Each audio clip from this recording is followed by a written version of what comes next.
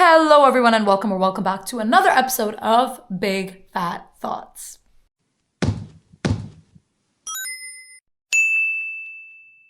So of course this is like the broadest topic ever, but I've been thinking about it a lot recently because I've just been thinking about the design of day-to-day objects, things that we use, and why they are designed in the way that they are. A really good, simple example for this to kind of just delve straight into this is a toilet. I've learned that a lot of people, which is actually really disgusting because I cannot fathom, a lot of people flush without closing the toilet lid, especially men. They never put down the seat. But I urge you to think about why things were designed and products were created the way that they are. Why is there a lid to the toilet? Why? Why would that be there? If you think about it, it's because you would close the toilet. Why else would you close the toilet day to day? If you're using the toilet, you use it, get up, leave, sure. The reason you close the toilet and why the lid is there is so you can close it and flush. So there's not particles of absolute feces going everywhere and just disgusting shit flying all over. Obviously you don't see it, but it is in the air, right? That's why it was designed. I think that is such a simple example of it, but things are designed for a certain reason. Earlier today, I had cereal. Just simple things like the resealable top at the box, even though it's a cardboard box, it has just the cardboard and then the top kind of has a little lip and you can fold it back into itself to preserve it, not for a while, for a long time, but for a little while. And the reason it's there, the design, the product design, is because to keep the box closed. They thought of that. But why it's not a Ziploc is because a lot of the time cereal can get stale and you would never keep cereal for that long anyways. So there's no reason for a Ziploc. So things like this, I just find it so fascinating. I think it's so amazing. And we need to think about why things were designed the way they were, because a lot of the times it explains everything. One of the easiest ones to describe, though it's more of a negative one, is social media. It's an algorithm. It literally takes everything that you like and shows it to you. Why was it designed that way? Because it's everything you like. They don't want you to stop scrolling. And then the more you scroll, the more they find out what you like. It feeds into itself. It's a vicious cycle. It's a great thing for why it was created. I feel like whenever you look into why anything was created, it just kind of everything makes sense. Honestly, think about it now.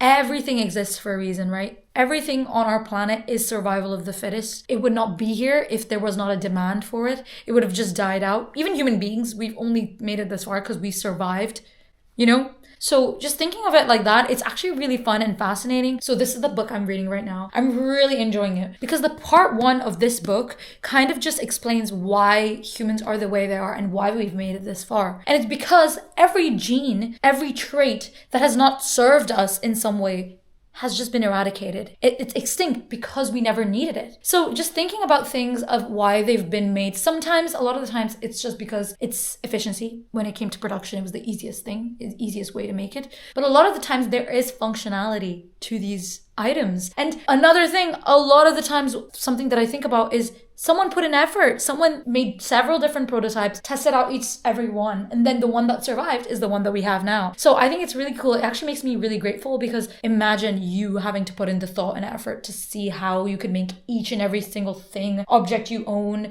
make it last for as long as it possibly could. But you don't even need to do that because someone else does it for you. It's so great. It comes built into a lot of the products that we have nowadays. And it's so great because I wouldn't even know where to start, which is why we have professionals doing it. And I think it's really fascinating and fun and cool. I think it's so lovely that there is someone that has put their time, effort, and energy thinking about how to optimize use for a consumer of a product. Something as simple as cereal. It's not a necessity for you to eat cereal, for me to eat cereal. It's not one of the main food groups. It's just there. And the thought of putting that much care into your product, of someone that even works at a cereal place, designing the cardboard box and realizing, oh, if someone buys this, I want to make sure that they are able to have it for as long as possible. So they make the product so that it lasts, which actually brings me to another point of mine. I always think about how everything in this world is made by someone. Everything that you use on a day-to-day basis, even if it is something as simple as your phone, yes, the concept of it was made by Apple, but the actual phone itself was made by someone. It was. And until now, this is 100% true. I don't know if maybe in 10 years it will not be true because robots and I don't know, technology that they're using. But as of now, it's 100% true. Everything that you use is made by someone. I think that's beautiful. It makes me so happy to think about that because I'm like, oh, someone thought about this product and made it good for me before I was even gonna buy the product. Even though I don't know the person and the person definitely doesn't know that I'm using their product, it makes me feel like it was such a mutually beneficial relationship. Me and this person that is somewhere in the world, maybe alive or dead, but we're somewhat connected because the product that they built is in my day-to-day life. And isn't that beautiful? Like, I always think about that. Another thing I always think about is, you know how everything runs on energy. You run on energy, I run on energy. But certain items, I would argue, rather than running on energy, I think they run on love.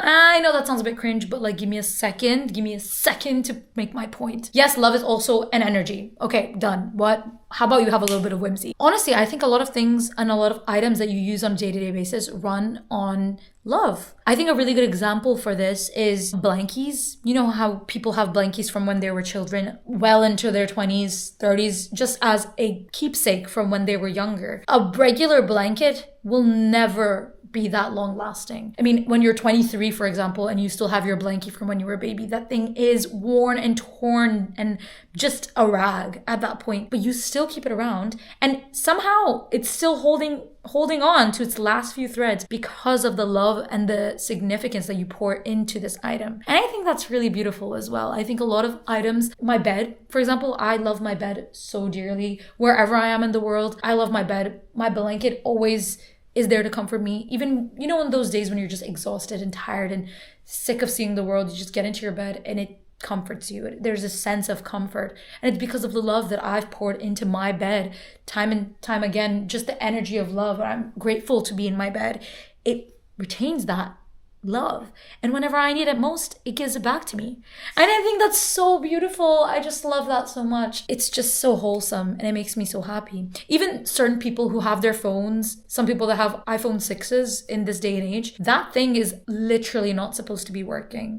Like it's actually on its last life. It's not supposed to be working. I don't know how it's made it this far, but it's because of the love that you pour into it. You take care of it. Every single day you charge it. You make sure that it's working as much as possible, deleting your photos regularly. All these things, you keep track of it. You swiping up in your tabs, deleting emails so it doesn't get overloaded. You're just making sure, and that's an act of love. You're putting an effort to take care of it, and its repayment to you is to stay working, to keep operating even well past its expiry. A lot of the times when it even is inanimate objects, when you just learn to look for how great something is. You're currently watching this video. When was the last time you were thankful for your laptop or your phone? 100 years ago, kings and queens would not even have what you have, the technology that you have right now. You just gotta be a little bit grateful and it will repay you. I think this book has really made me think of these things because everything that you do and have is a relationship.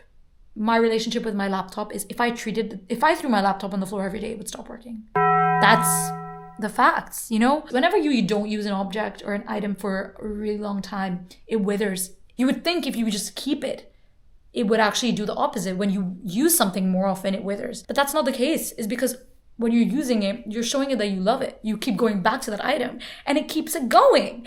I think I'm making a really good point here. Maybe I sound fucking insane and I sound a bit too whimsical.